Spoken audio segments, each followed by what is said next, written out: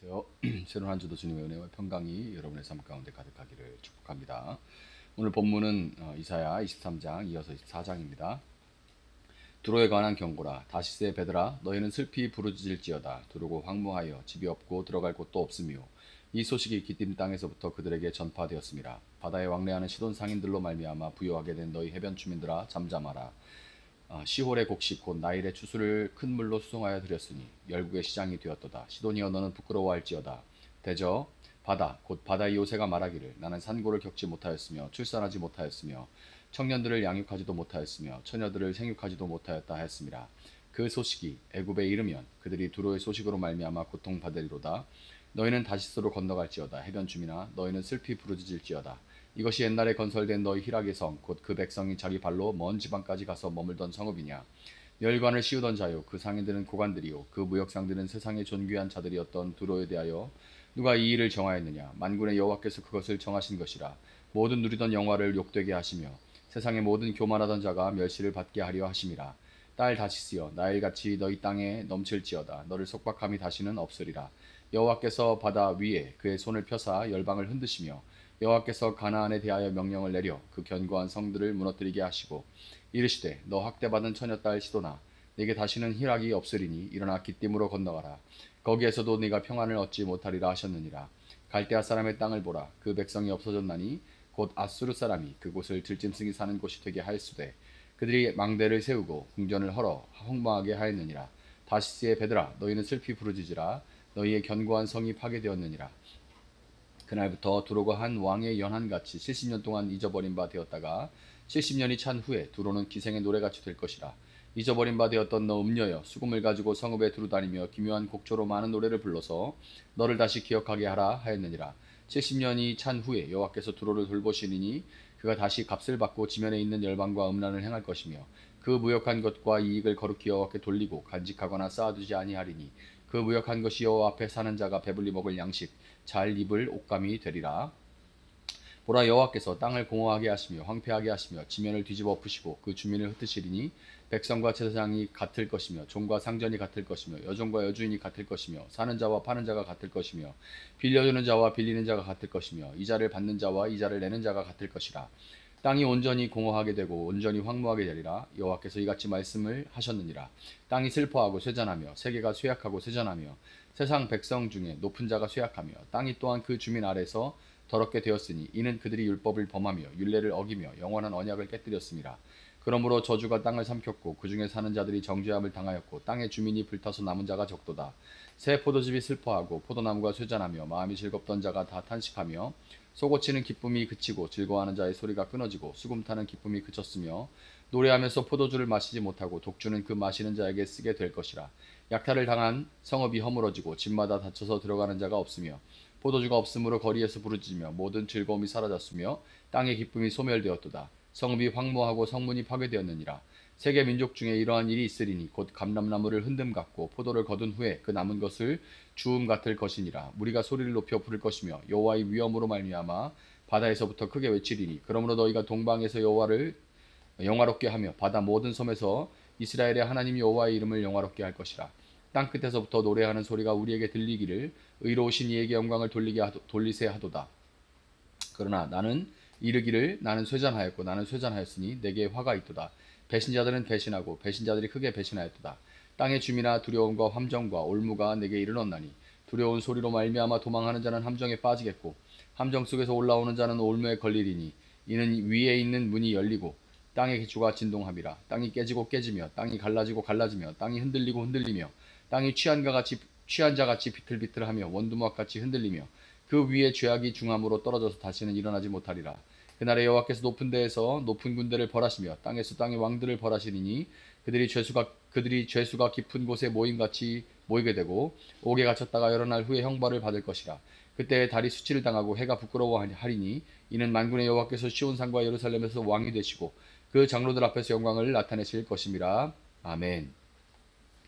자, 오늘 본문의 두로와 시도는 고대 근동에서 말 그대로 한 시대를 풍미했던 그런 도시들입니다. 레바논 해안에 위치한 지금의 시리아 지역 그 두로는 해상 무역의 중심지였고 금, 은, 자색, 또 옷감, 백향목, 진귀한 보석 등 온갖 부가 세상의 부가 이 도시로 몰려들었어요.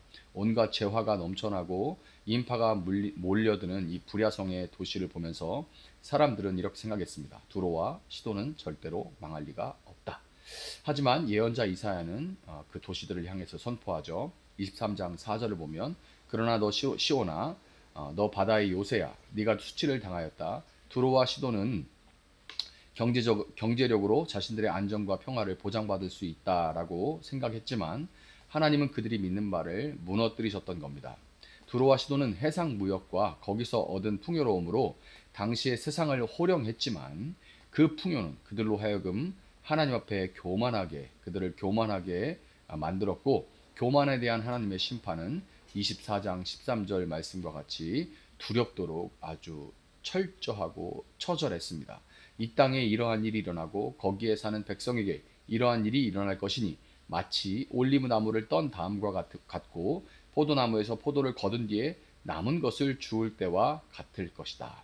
철저하죠. 올리브 나무를 수확한 후에 이미 수확을 했는데 그 후에 가지를 흔들어서 남은 열매 하나까지 다 떨어뜨리고 포도밭에서 마지막 포도송이까지 걷어낸 후에 땅에 떨어진 것도 주워가겠다 이렇게 말씀하십니다. 여러분 이 말씀은 단지 고대 도시 두로와 시돈에 국한된 그런 말씀만은 아니죠. 우리가 사는 도시를 포함한 이 세상의 많은 도시들이 현대판 두로와 시돈과 같다는 생각을 피할 수가 없습니다. 경제적인 번영, 기술의 발전, 무역과 자본의 힘 등등 이 모든 것들이 사람들로 하여금 날이 갈수록 더욱 나는 괜찮다, 우리는 안전하다, 이런 것들이 우리의 안전을 보장한다, 더 기술이 발전하면, 더 의학이 발전하면, 더 뭐가 발전하면, 더 견고해지면 우리는 괜찮고 안전해질 것이다. 이렇게 착각을 하게 만들죠. 그러나 하나님의 말씀은 분명하게 선언합니다. 이 모든 것들, 특별히 우리가 숭배하는, 도시가 숭배하는, 도시를 돌게 하는 이 돈이 안정과 평화를 보장해 주는 것은 아닙니다. 오히려 돈을 신처럼 떠받들고 살고 있는 이 세상은 하나님의 심판 아래 놓여 있다는 증거인 거예요.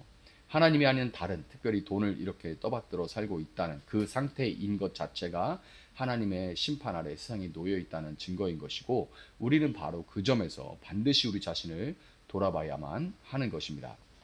혹시 우리도 두로처럼 시돈처럼 물질의 풍성함을 누리고 있으면서 그것이 하나님이 아닌 스스로의 능력이다, 당연하고 마땅히 받아야 내 것이다 라고 착각하고 있지는 않은지를 우리가 돌아봐야만 하는 겁니다. 혹시 우리 자녀들에게 또 우리가 말로는 하나님이 가장 귀하다, 하나님이 제일이고 믿음이 가장 우선이다 라고 가장 귀하신 하나님 이렇게 말은 하면서도 실제 행동으로는 돈보다 귀한 것은 없다고 말하지 않아도 삶으로 온 몸으로 웅변하고 있는 것은 아닌지 우리가 돌아봐야 하는 겁니다. 두로는 역사적으로 자신보다 더 부유하고 강력했던 알렉산더 대왕에 의해서 철저하게 멸망당했습니다. 섬 위에 세워진 도시였지만 이 알렉산더는 정말 철저하게 바다를 흙으로 메워서 진격을 했고 두로는 그 앞에 무너지고 말았던 것입니다. 두로는 그 이후 70년의 시간이 흐르고 재건됐지만 하나님의 말씀대로 다시는 예전의 영화를 회복할 수 없었고, 역사 속에서 실제로 성취된 이 하나님의 말씀은 앞으로 일어날 더 큰 심판의 그림자가 되는 것입니다. 24장 21절부터 23절, 그날이 오면 주님께서 위로는 하늘의 군대를 벌하시고 아래로는 땅에 있는 세상의 군왕들을 벌하실 것이다. 주님께서 군왕들을 죄수처럼 토굴 속에 모으시고 오랫동안 감옥에 가두어 두셨다가 처형하실 것이다. 만군의 주님께서 왕이 되실 터이니 다른 볼 낯이 없어 하고 해는 부끄러워할 것이다. 주님께서 시온산에 앉으셔서 예루살렘을 다스릴 것이며 장로들은 그 영광을 볼 것이다. 아멘.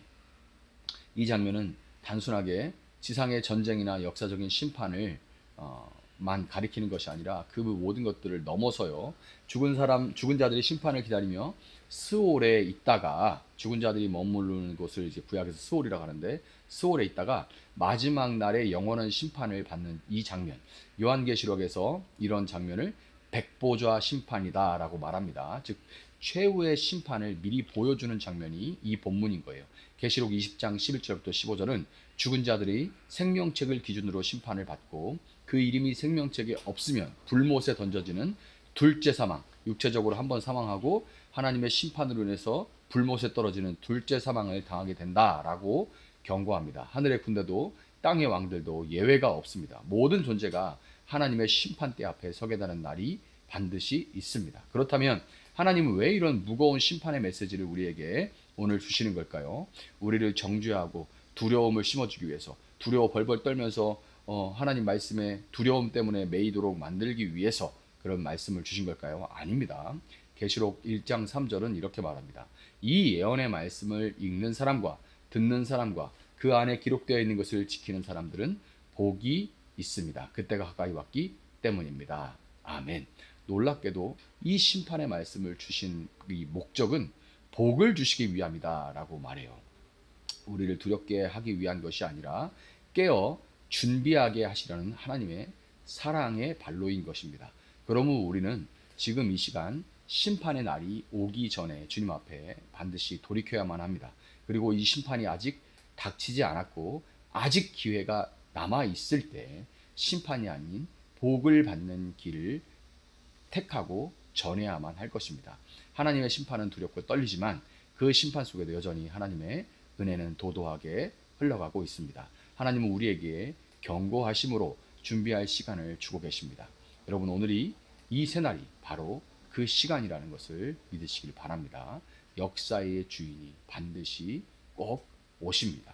그날이 오기 전에 우리는 깨어 기도하고 소망의 소식을 말과 삶으로 전하는 그 증인이 될 수 있는 여러분들 되시기를 예수님의 이름으로 축복합니다. 잠시 기도하겠습니다. 사랑하시는 주님, 감사합니다. 오늘 이사야 본문을 우리에게 주시고 두려운 메시지이지만 두려울수록 하나님, 이 세상의 악을 하나님께 철저하게 심판하실 것이며 또한 하나님의 말씀을 따라 살아가는 의인들을 하나님께서 반드시 건지실 회복의 메시지임을 우리가 보게 됩니다. 하나님, 너무나도 단순한 내용이지만 반복되고 또 반복되는 것은 그만큼 하나님이 이 모든 말씀을 확실하게 지키고 이루실 것이며 또한 성실하고 신실하게 지금도 여전히 행하고 계시다는 것을 강조하기 위함인 것을 우리가 알고 있습니다.